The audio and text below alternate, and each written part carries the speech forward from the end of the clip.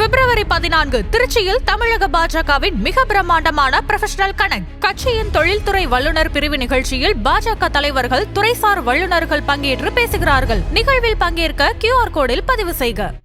Varicose நோய்க்கு அதிநவீன laser முறையில் 45 நிமிடத்தில் சிகிச்சை. தையலோ தழும்போய் இருக்காது. அதே நாளில் டிஸ்சார்ஜ். சிகிச்சை பெற வருவோருக்கு 3000 ரூபாய் மதிப்புள்ள அல்ட்ராசவுண்ட் டாப்லர் பரிசோதனை முற்றிலும் இலவசம். Genesis varicose vein centre, Chennai Porur, Coimbatore RS Puram. Contact 9677 90367. No compromise. உங்க சைடுலயும் எங்க சைடுலயும். It's a GT promise. GT Holidays, South India's #1 travel brand. இன்றைய பேச்சை பொறுத்தவரை திராவிட முன்னேற்றக் கழகத்தை எவ்வளவு அட்டாக் பண்ண முடியுமோ அவ்வளவு அட்டாக் செய்திருக்கிறார். அதிமுக திமுக ரெண்டு பேருக்கும் அவர்களுடைய பொதுவான விமர்சனம் ஒன்று இருக்கிறது அல்லவா, விஜய் குறித்த விமர்சனம். ஆமாம், அதற்கு பதிலளித்திருக்கிறார். ஓகே, இவருக்கு என்ன அனுபவம் இருக்கிறது என்று என்னை பார்த்து கேட்கிறார்கள். நிச்சயமாக உங்களைப் போல கொள்ளையடித்த அனுபவம் எனக்கு கிடையாது, அது எனக்கு சுட்டு போட்டாலும் வராது என்று சொன்னது அவர்களுக்கு திமுகவுக்கும் அதிமுகவுக்கும் பலார் என்று கன்னத்தில் அறைவதற்கு சமமான பதிலடி. அவர் கட்சி ஆரம்பித்த புதிதில் முதல் பொதுக்கூட்டத்தில் அவர் சொல்லுகிற அந்த ஒரு குண்டு போட்டார் அல்லவா, ஆட்சியில் பங்கு அதிகாரத்தில் பங்கு, அது இப்போதுதான் கொழுந்து விட்டு எரிய தொடங்கி இருக்கிறது. சார், அது விஜய் போட்ட குண்டு தான்.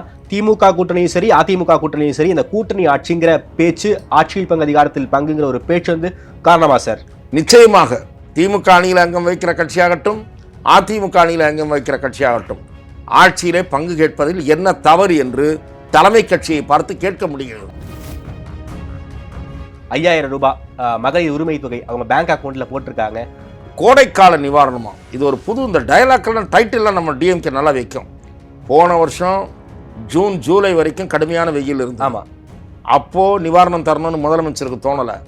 அதுக்கு முந்தின வருஷம் வெயில் வாட்டி வதக்கிச்சு, கோடையிலிருந்து மக்களை பாதுகாக்க வேண்டும் அப்படின்ற சிந்தனை அப்பா அவருக்கு வரல. சரி, இப்போதான் வருது. ஜனங்கள்லாம் காதில் பூ சுத்திட்டு இருக்காங்கன்னு நினைக்கிறாரா என்னன்னு தெரியல.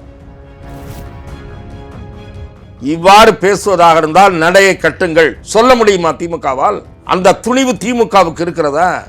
இல்லை. காரணம் எதிரே நிற்பது விஜய். விஜய் காட்டி காங்கிரஸ் மிரட்டுகிறது. விஜயை பார்த்து பயந்துதான் திமுக காங்கிரஸை கெட்டியாக பிடித்துக் கொண்டிருக்கிறது. விஜயை பார்த்து பயந்துதான் இன்றைக்கு முதலமைச்சர் சில அறிவிப்புகளை வெளியிடுகிறார். அந்த அறிவிப்புகளின் பின்னணியில் இருப்பது என்ன? திமுகவை பீடித்து இருக்கக்கூடிய தேர்தல் அச்சம். விஜய் கூட வந்து காங்கிரஸ் கூட்டணி வச்சா விஜய் முதலமைச்சர் ஆயிடுவாராங்கிற கேள்வி இருக்குல்ல சார்? நிச்சயமாக அவர் முதலமைச்சர் ஆகுவாரா என்பது மிகப்பெரிய கேள்விக்குறிதான். காங்கிரசும் தாவேகாவும் கூட்டணி சேர்ந்து அந்த அணியில் இன்னும் 1-2 கட்சிகள் சேருமானால் அது திமுகவுக்கும் சவாலாக இருக்கும், அதிமுகவுக்கும் சவாலாக இருக்கும். தமிழக மக்கள், வாக்காளர் பெருமக்கள் இந்த தேர்தலில் மிக நிச்சயமாக ஓட்டுக்கு பணம் கொடுப்பதற்கு மயங்காமல் பாதி பேராவது பணம் கொடுத்தவர்களை ஏமாற்றக்கூடிய வாய்ப்பு உருவாகும் என்று நான் திடமாக நம்புகிறேன். ஆதநேயர்களுக்கு அன்பு வணக்கம். இன்று நம்மோடு மூத்த பத்திரிகையாளர் திருமிகு துக்ளக் ரமேஷ் அவர்கள் இருந்துள்ளார். வணக்கம் ரமேஷ் சார். வணக்கம். சேலத்தில் விஜய் கூட்டியிருக்காரு ஒரு மிகப்பெரிய ஒரு கூட்டம். சிஎம் நோக்கி அறைகூலெல்லாம் எடுத்திருக்காரு. திமுகவுக்கு எங்களுக்கு தான் போட்டிங்கிற ஸ்டேட்மெண்ட்டை ரொம்ப அழுத்தம் திருத்தமாக சொல்லியிருக்காரு. மக்கள் விரும்பும் முதல்வர் வேட்பாளர் விஜய் வேண்டுமா அல்லது மக்கள் விரோத ஆட்சி செய்யும் ஸ்டாலின் வேண்டுமா அப்படின்னு சிஎம் நோக்கி மிக கடுமையான கேள்விகள்லாம் கேட்டிருக்காரு. விஜயனுடைய பேச்சு நீங்கள் எப்படி பார்க்குறீங்க சார்? சென்ற கூட்டத்தை விட இந்த முறை விஜய் பேச்சில் தன்னம்பிக்கை அதிகமாக தெரிகிறது. அதேபோல தாவேகாவைத்தான் திமுகவுக்கு மாற்று சக்தியாக முன்னிறுத்த வேண்டும் என்பதில் அவர் மிக முனைப்பாக இருப்பதும் வெளிப்படுகிறது. ஆனால் இறுதியில் முடிவு செய்ய போவது மக்கள்தான். அதே சமயம் அவர் எப்போது பொதுக்கூட்டத்திற்கு வந்து பேசுகிறாரோ அப்போது மட்டும் அந்த கட்சி இயங்கும், மற்ற சமயங்களில் அது அப்படியே சைலண்ட் மோடுக்கு போய்விடும் என்பது ஒரு சரியான அணுகுமுறை அல்ல. அதை நான் தொடர்ந்து வலியுறுத்தி வருகிறேன். பாராளுமன்றம் முடங்குவது அல்லது இங்கே இருக்கக்கூடிய பிரச்சனை, வேறு சில விஷயங்கள், அவற்றை பற்றியெல்லாம் அவ்வப்போது குறைந்தபட்சம் அவருடைய கட்சியினுடைய தலைமை கழக நிர்வாகிகளாவது ப்ரெஸ் பிரீஃபிங் செய்ய வேண்டும். இப்படி ஒருவரை சார்ந்து ஒரு கட்சி இயங்குவது என்பது சரியாக இருக்காது. அவருடைய பாப்புலாரிட்டி அந்த கட்சிக்கு உதவட்டும், அவர் முன்னிறுத்தப்படட்டும், அதெல்லாம் வேறு விஷயம். ஆனால் அரசியல் தளத்தில் அரசியல் ரீதியாக ஒரு கட்சி இயங்க வேண்டும். அவ்வாறு இப்போது இயங்குகிறதா என்று கேட்டால் இல்லை என்பதுதான் என்னுடைய பதில். இன்னும் கொஞ்சம் இன்றைய- வேகமா இருக்கணும்னு நினைக்கிறீங்களா சார்? இல்லை அரசியல் படுத்த வேண்டும். இன்னும் அந்த இயக்கம் அரசியலாக தொடர் இயக்கம் இருக்க வேண்டும். விஜய் மட்டும் சார்ந்து நிற்பது என்பது சரியான அணுகுமுறையாக தெரியவில்லை. இன்றைய பேச்சை பொறுத்தவரை திராவிட முன்னேற்றக் கழகத்தை எவ்வளவு அட்டாக் பண்ண முடியுமோ அவ்வளவு அட்டாக் செய்திருக்கிறார். அதேபோல் அதிமுக திமுக ரெண்டு பேருக்கும் அவர்களுடைய பொதுவான விமர்சனம் ஒன்று இருக்கிறது அல்லவா, விஜய் குறித்த விமர்சனம். ஆமா, அதற்கு பதிலளித்திருக்கிறார். ஓகே. இவருக்கு என்ன அனுபவம் இருக்கிறது என்று என்னை பார்த்து கேட்கிறார்கள். நிச்சயமாக உங்களைப் போல கொள்ளையடித்த அனுபவம் எனக்கு கிடையாது, அது எனக்கு சுட்டு போட்டாலும் வராது என்று சொன்னது பலார் என்று கன்னத்தில் அறைவதற்கு சமமான பதிலடி. அவர்களுக்கு திமுகவுக்கும் அதிமுகவுக்கும் கன்னத்தில் ஓங்கி அறைந்ததை போல பதில் கூறியிருக்கிறார் என்றுதான் நான் பார்க்கிறேன். ஏனென்றால் இரண்டு கட்சிகளும் ஊழல் குற்றச்சாட்டுகளுக்கு ஆட்பட்ட தலைவர்களை கொண்ட கட்சிகள். ஆகவே திரு விஜய் இன்றைய பேச்சு அவரது கட்சியினருக்கு மேலும் உற்சாகமூட்டும். ஓகே, நாம் வெற்றி பெறப் போகிறோம், கருத்து கணிப்புகள் எல்லாம் மீறி நாம் வெற்றி பெறுவோம் என்று சொன்னதோடு நிற்கவில்லை. ஒரு 30% நம்பர் சொல்றாரு சார். அது எப்படின்னு கேட்கிறாங்க சார் எல்லாரும். அதுதான், அது நிச்சயமாக கேள்விக்குரிய விஷயம்தான். அவர் வெளியே வருகிற திமுகவுக்கு ஆதரவாகவோ அல்லது அதிமுகவுக்கு இவ்வளவு % இருக்கிறது என்று சொல்லக்கூடிய கணிப்புகளை விமர்சிப்பது நியாயமாக ஏற்றுக்கொள்ளப்படலாம். ஆனால் எனக்கு 30% இருக்கிறது என்று அவர் சொல்வது எந்த அடிப்படையில் என்ற கேள்வி எழும். அல்லது நாங்கள் ஒரு பெரிய நிறுவனத்திடம் கொடுத்து எடுத்தோம், அந்த நிறுவனம் இப்படி தெரிவிக்கிறது என்று கூறியிருந்தாலும் அது ஒரு அவர்கள் மீது பொறுப்பை சுமத்துவதை போல குறைந்தபட்ச நேர்மையான பதிலாக இருக்கும். ஆனால் அப்படி இல்லாமல் யார் சொல்கிறார்கள் என்று இல்லாமல் இவரே சொல்லிக் கொள்வது என்பது எந்த அடிப்படையில் என்ற வினாவை எழுப்பும். நமக்கு தெரிந்தவரை வெவ்வேறு கருத்து கணிப்பு நிறுவனங்கள் நடத்தியிருக்கிற கருத்து கணிப்புகளில் விஜய் 10 முதல் அதிகபட்சம் 20% வரை வாங்குவார் என்று அதிகாரபூர்வமாக சில நிறுவனங்களின் பெயரில் வெளிவந்துள்ள கருத்துகள் தெரிவிக்கின்றன. அதற்கு மேலேயும் வாங்கலாம், கீழேயும் போகலாம், அது நமக்கு தெரியாது. கூட்டணிகள் இறுதி வடிவம் பெற வேண்டும். அப்படி கூட்டணிகள் இறுதி வடிவம் பெற்றுவிட்டதா என்றால் இல்லை.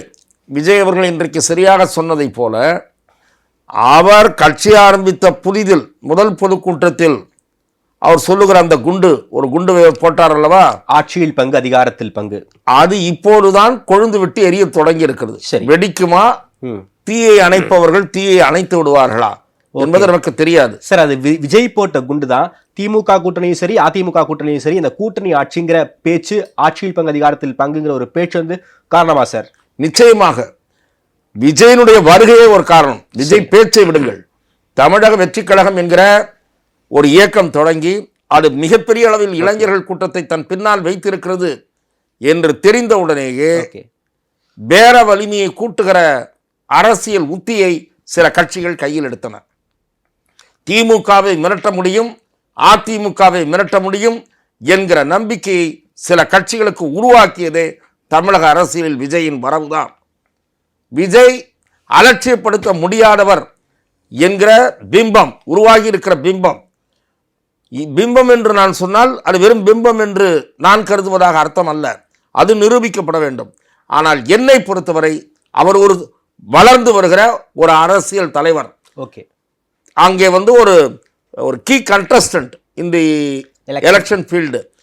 இரண்டு திராவிட இயக்கங்களுக்கும் ஒரு முக்கியமான போட்டியாளராக அல்லது பயமுறுத்துகிறவராக விஜயனுடைய செல்வாக்கு என்பது அங்கே நிற்கிறது. ரெண்டு கட்சிகளையுமே விஜயனுடைய அரசியல் வரவு பயமுறுத்துதா சார்? நிச்சயமாக பயமுறுத்துகிறது. அதன் காரணமாகத்தான் வெவ்வேறு கட்சிகள், திமுக அணியில் அங்கம் வைக்கிற கட்சியாகட்டும், அதிமுக அணியில் அங்கம் வைக்கிற கட்சியாகட்டும், ஆட்சியிலே பங்கு கேட்பதில் என்ன தவறு என்று தலைமை கட்சியை பார்த்து கேட்க முடிகிறது. தலைமை கட்சிகள் ரெண்டுமே ஆட்சியிலும் பங்கு அதிகாரத்தில் பங்கு கொடுக்க முடியாதுங்கிறத ரொம்ப திட்டவட்டமா இருக்காங்களே.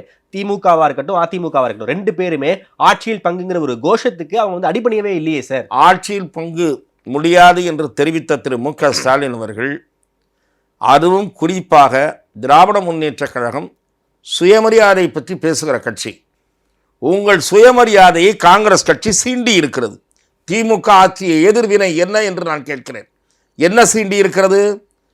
நாங்கள் இல்லாவிட்டால் நீங்கள் ஆட்சிக்கு வர முடியாது சொன்னார்களா இல்லையா? சொன்னாங்கதான் சார். சொல்லிக் கொண்டிருக்கிறார்கள். அப்படி இருக்கிற நிலையில் திமுகவுக்கு கொஞ்சமேனும் சுயமரியாதை இருந்தால் நீங்கள் இல்லாமல் நாங்கள் வந்து காட்டுகிறோம், இவ்வாறு பேசிய காங்கிரஸ் மன்னிப்பு கேட்க வேண்டும் அறிக்கை வெளியிட்டார்களா? எதுக்கு சார் ஸ்டாலின் பேசணும்? வெளியில தளபதி பேசியிருக்காங்க, அதே யார் மாதிரி பேசினாரு? பேசியிருக்காங்க சார், தளபதி என்பவர் ஒரு மாவட்ட செயலாளர், அவரெல்லாம் அந்த கட்சிக்கு தலைவரா? ராஜகண்ணப்பன் பேசியிருக்காருல்ல சார். ராஜகண்ணப்பன் காங்கிரஸ் கட்சி போவதாக இருந்தால் போகட்டும் என்று ஒரு மந்திரி எதிர்வினையாற்றி இருக்கிறார்.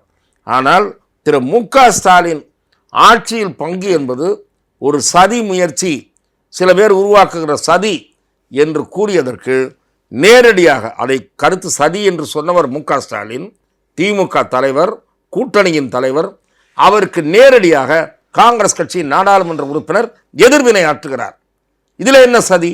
எங்கள் உரிமை நாங்கள் கேட்கிறோம், இது என்ன சதி என்ற பேச்சு, பொருத்தமற்ற பேச்சு என்கிறார். ஆக சார், ஆட்சியில் பங்கு அதிகாரத்தில் பங்கு கேட்கிறாங்கன்னா காங்கிரஸ்க்கு என்ன தமிழ்நாட்டில் பலம் இருக்குன்னு திமுக காரங்க கேட்கறாங்களே சார். ஒரு 4% ஓட்டை வச்சுக்கிட்டு நாங்க எப்படி உங்களுக்கு ஆட்சியில பங்கு கொடுப்போம்னு கேட்கறாங்க. காங்கிரஸ் 4% தான் அவர்களுக்கு இருக்கிறது என்று நீங்கள் கருதுவது உண்மையானாக இருந்தால் அவர்களை ஏன் தொங்கிக் கொண்டிருக்கிறீர்கள் என்று நான் கேட்கிறேன். இவ்வாறு பேசுவதாக இருந்தால் நடையை கட்டுங்கள் சொல்ல முடியுமா திமுகவால்? அந்த துணிவு திமுகவுக்கு இருக்கிறதா? இல்லை. காரணம், எதிரே நிற்பது விஜய். விஜய் காட்டி காங்கிரஸ் மிரட்டுகிறது. விஜயை பார்த்து பயந்துதான் திமுக காங்கிரஸை கெட்டியாக பிடித்து கொண்டிருக்கிறது. விஜயை பார்த்து பயந்துதான் இன்றைக்கு முதலமைச்சர் சில அறிவிப்புகளை வெளியிடுகிறார். அந்த அறிவிப்புகளின் பின்னணியில் இருப்பது என்ன? திமுகவை பீடித்திருக்கக்கூடிய தேர்தல் அச்சம், திமுகவை சூழ்ந்திருக்கக்கூடிய தேர்தல் குறித்த கவலை மேகங்கள். ஆகவே இந்த மக்களை திசை திருப்ப, ஏமாற்ற, மீண்டும் ஏமாற்றி ஓட்டு வாங்கிவிட்டு மறுபடியும் பட்டை நாமம் சாத்த திமுக போடுகிற நாடகம்தான் இன்றைய முதலமைச்சரின் அறிவிப்புகள். அந்த அறிவிப்புகளுக்கும் காரணம் விஜய். காங்கிரஸ் வெளியே போய்விடுமோ என்ற பயம். இதுதான் இன்றைக்கு திமுக தேர்தல் பயத்தில் ஜன்னியில் இருக்கிறது என்று சொன்னால் அது மிகையல்ல. சார், டெல்லியிலேயே கனிமொழி அவர்கள் கிட்ட ராகுல் காந்தி பேசியிருக்காங்க. நாங்க கூட்டணி விட்டு போக மாட்டோங்கிற உறுதியை கொடுத்ததாக கனிமொழி அவர்களே பிரஸ் மீட்ல சொல்றாங்க சார். அகில இந்திய காங்கிரஸ் ஏதாவது அப்படி அறிவிப்பு வெளியிட்டதா இது நாள் வரை? இல்ல சார், இது வரைக்கும். ஆனாலும் அவங்க ரெண்டு பேரும் தனியா பேசினதா ராகுல் 2 பேரும் பேசினதை வச்சு கனிமொழி மேடம் வெளியே அதை பிரஸ் மீட்டாவே கொடுத்தாங்களே சார். கூட்டணிக்குள்ள எந்த பிரச்சனையும் இல்லை என்றுதான் சொல்லுவார்கள். பிரச்சனை இருக்கிறது, அவர்கள் எங்களிடத்துல சில விஷயங்களை சொல்லி இருக்கிறார்கள் என்றா கூறுவார்கள். காங்கிரஸ் கட்சியின் சார்பில் எப்படி திரும்ப ஒரு நாடாளுமன்ற உறுப்பினர் பேச முடிகிறது அந்த கருத்தை? ராகுல் காந்தியினுடைய சமிஞ்சை இல்லாமல் பேசுவாரா? பிரவீன் சக்கரவர்த்தி ராகுல் காந்தியினுடைய ஆதரவு இல்லாமல் விஜய் ஆதரவு நிலைப்பாட்டை வெளிப்படுத்துவாரா? விஜய்க்கு 18% ஓட்டு இருக்கிறது என்று பிரவீன் சக்கரவர்த்தி கூறுகிறார்கள் என்றார். அதை நான் ஏற்றுக்கொள்ளவில்லை. ராகுல் காந்தியினுடைய ஆதரவு இல்லாமல் செய்வாரா? ஆகவே ராகுல் காந்தியினுடைய முழு ஆதரவு இருக்கிறது திமுகவை மிரட்டுவதற்கு, திமுகவை கடுப்பேற்றுவதற்கு, எரிச்சல் ஊட்டுவதற்கு.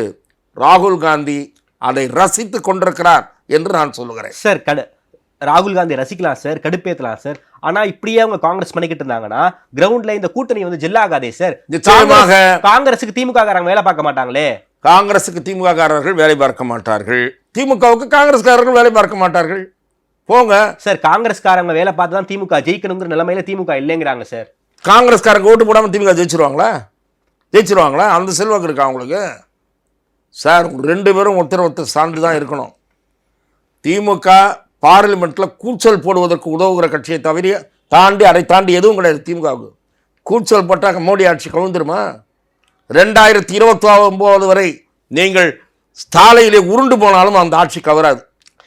ரோடாக இல்ல சார். இப்போ நான் என்னுடைய கேள்வி என்ன, ராகுல் காந்தி பார்லிமெண்ட்ல பேச ஆரம்பிச்சாங்கன்னா பாஜக ரொம்ப கடுமையா எதிர்வினை பண்றாங்க. அந்த சமயத்துல ராகுல் காந்திக்காக சண்டை போடுவது திமுக எம்பிக்கள் தான். ராகுலுக்கு பாதுகாப்பா இருக்காங்க. கூட்டணியை முடிச்சுக்கிட்டு போனாங்கன்னா பார்லிமெண்ட்ல ராகுலுக்கு யானை பலம் இல்லாம போயிரும்ல. நேஷனல் ஆஸ்பிரேஷன்ஸ் காங்கிரஸ்க்கு முக்கியம் தானே சார்? இருங்க, நேஷனல் ஆஸ்பிரேஷன்ஸ் முக்கியம். எப்ப முக்கியம்? இதோட அவங்களுக்கு தேவை 2029 தேர்தல். வெறுமை கூச்சல் போடுறதுக்கு ஒரு சப்போர்ட் தேவையா? நான் கேட்கிறேன். கூச்சல் தானே போட முடியும். அதை தாண்டி மோடி அரசை இவர்களால் ஒரு சிறு திரும்ப கூட எதுவும் அசைக்க முடியாது சார். மோடி அரசு அசைய முடியாது சார்.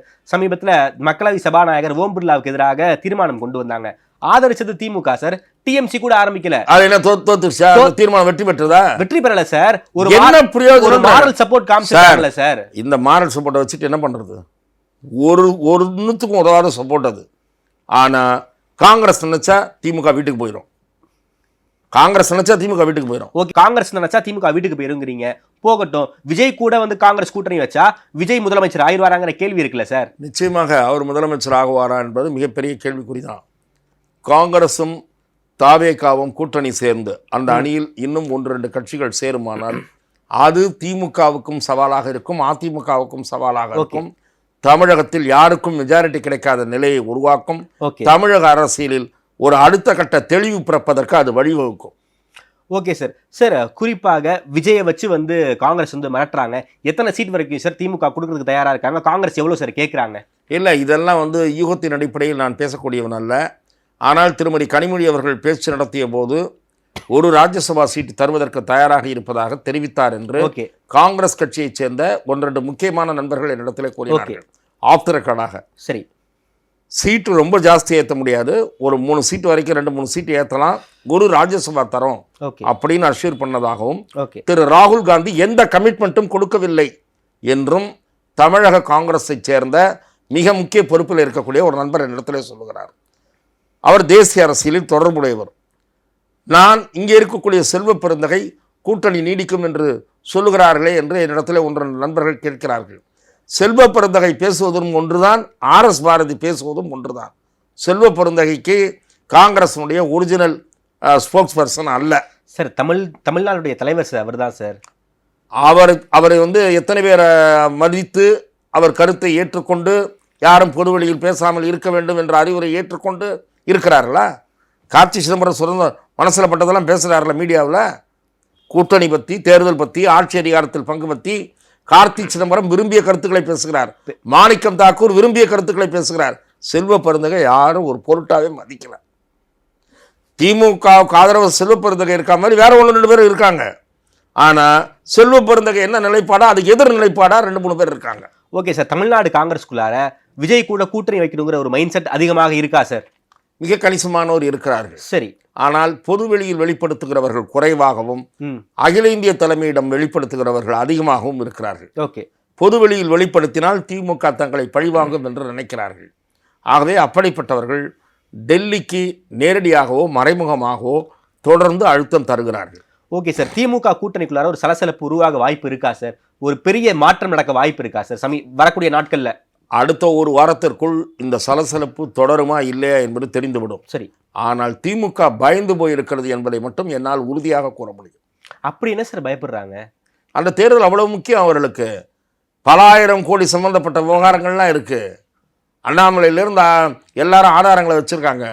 எடப்பாடி சொல்றாரு, நான் இவங்க 2 பேர் பேசிக்குவாங்க, வழக்கம் வருமா வராதான்றது வேற. சிக்கல் பல இருக்கு சாமி, உங்களுக்கு என்ன சொல்லிட்டு போயிடுவீங்க அப்படின்னா சார் பயன்னு தலைக்கு மேல் கத்தி தொங்குகிறது. ஆட்சி இல்லாவிட்டால் நீதிமன்ற படிக்கட்டுகளில் ஏற வேண்டியிருக்கும் பல பேர். சரி, அதையெல்லாம் நினைத்து கலங்குகிறார்கள். ஓகே சார், ஆனாலும் வரக்கூடிய கருத்து கணிப்புகள்லாம் பார்க்கும்போது பிரிய போறது என்னமோ ANTI-DMK பூட்ஸ் தான். அது திமுகவுக்கு தான் லாபம். திமுக 95 மார்க் எடுக்க வேண்டாம், 35 மார்க் எடுத்தாலே திமுக ஆட்சியை தக்க வச்சிடலாங்கிற ஒரு கருத்துக்களும் இருக்குல்ல சார்? இவையெல்லாம் திமுகவுக்கு சாதகமாக பேசப்படுகிற கணிப்பாளர்களுடைய பார்வை. சரி, ஆகவே நான் அதை ஏற்றுக்கொள்ள தயாராக இல்லை. ஆட்சி மீதான அதிருப்தி அதிகரித்து அல்லது எதிர்க்கட்சிகளுடைய அணிக்கு வெற்றி பெறக்கூடிய அணிக்கு வாக்களிக்க வேண்டும் என்ற மனநிலை மக்களிடம் உருவாக்கிவிட்டால் எல்லா கணிப்புகளும் பொய்த்து போகும், ஆட்சி தூக்கி எறியப்படும். ஓகே சார், அந்த மாதிரியான இஷ்யூ இல்லைங்கிறாங்க சார். 91 வந்து ராஜீவ்காந்தி கொலை, 96 வந்து மூப்பனார் வாய்ஸ் கொடுத்தது, ரஜினி வாய்ஸ் கொடுத்தது, உங்களுக்கு என்ன நடந்துச்சுன்னு தெரியும். அதே போல 2011 வந்து பவர் கட்டு, இதெல்லாம் ஒரு பெரிய இஷ்யூவா இருந்துச்சு சார், மக்கள் மத்தியில போச்சு சார். இந்த ஆட்சியில அப்படிப்பட்ட எந்த ஒரு பெரிய இஷ்யூவும் இல்லைங்கிறாங்க சார் திமுக காரவங்க. ஒவ்வொரு நாளும் நடைபெறுகிற படுகொலைகள், கூலிப்படைகளின் படுகொலைகள், இளைஞர்கள் மத்தியில் பரவி வருகிற போதை கலாச்சாரம், மது ஏற்படுத்துகிற தீய விளைவுகள், சரி, இவையெல்லாம் இஷ்யூ இல்லை என்று உங்களை போன்ற ஊடகவியலாளர்களும் நினைப்பது எனக்கு விந்தையாக இருக்கிறது. திமுக ஆட்சிக்கு முட்டுக் கொடுக்கிற இந்த வேலைகள் எல்லாம் எடுபடாது. சொத்து வரி உயர்வு, மின்சார கட்டண உயர்வு, அரசு ஊழியர்களை வஞ்சித்தது, மாணவர்களை வஞ்சித்தது, விவசாயிகளை ஏமாற்றியது, இப்படி ஏகப்பட்ட பிரச்சனைகள் இருப்பது உங்கள் பார்வைக்கு தெரியவில்லை என்றால் நீங்கள் அறிவாலயத்திற்கு ஒத்து ஊதுகிற அணியிலே போய் சேர்ந்து விடலாம். சார் அதே போல வந்து எடப்பாடியை மிக கடுமையாக மறைமுகமாக விமர்சனம் பண்ணியிருக்காரு. செல்ஃப் எடுக்காத கூட்டணின்னு என்டிஏ கூட்டணியை சொல்றாரு. செல்ஃப் எடுக்காத அரித்மெட்டிக் கால்குலேஷன் உள்ள கூட்டணி திமுக சொல்றாரு. விஜய் தலைமையில இப்போ வரைக்கும் ஒரு கூட்டணியை உருவாகல சார். அவர் வந்து மற்ற கூட்டணியை பார்த்து ரொம்ப மோசமா பேசுறாரே சார். விஜய் இது வந்து கட்சிக்காரர்களை உற்சாகமூட்டுகிற ஒரு பேச்சு, நம்பிக்கை ஊட்டுகிற பேச்சு. ஆனால் அந்த கூற்றுகளில் முழு உண்மை இல்லை என்று கூறிவிட முடியாது. சரி, இப்போது கள நிலவரம் என்ன என்பது நமக்கு தெரியாது. விஜய் பின்னால் பெரிய அளவுக்கு இளைஞர்கள் வருகிறார்கள், அதை நம்புகிறார் அவர். அது அப்படியே ஓட்டா கன்வெர்ட் ஆகிடும். அதனால் வெளியாகிற கருத்து கணிப்புகளெல்லாம் நம்பாதீங்க. ஒவ்வொருத்தரும் போய் அவங்க அப்பா அம்மா கிட்ட சொல்லுங்கள். சில பேரை ஏற்கனவே சொல்ல ஆரம்பிச்சிட்டிங்க, அதை இன்னும் பரவலாக செய்யுங்க அப்படிலாம் பேசுகிறார். அதெல்லாம் என்ன சொல்கிறது, சீரப் பண்ணுறது, கட்சிக்காரர்களை சீரப் பண்ணுகிற வேலை, அதை நன்றாக பார்த்துருக்கிறார் இன்னைக்கு. ஆனால் ஓட்டு என்பது பொறுத்தவரை திமுக கூட்டணி பலம் காரணமாக முன்னணியில் இருப்பதை போன்ற ஒரு தோற்றம் தருகிறது. அந்த தோற்றம் உண்மையா என்பது நமக்கு தெரியாது. சார், அதிமுக முதலில் பலவீனமாக இருந்தது, இப்போது ஓரளவு பலம் பெற்று இருக்கிறது, இன்னும் பலம் கூடும் என்ற நம்பிக்கையோடு இருக்கிறது. அந்த நம்பிக்கையும் உண்மையானு தெரியாது.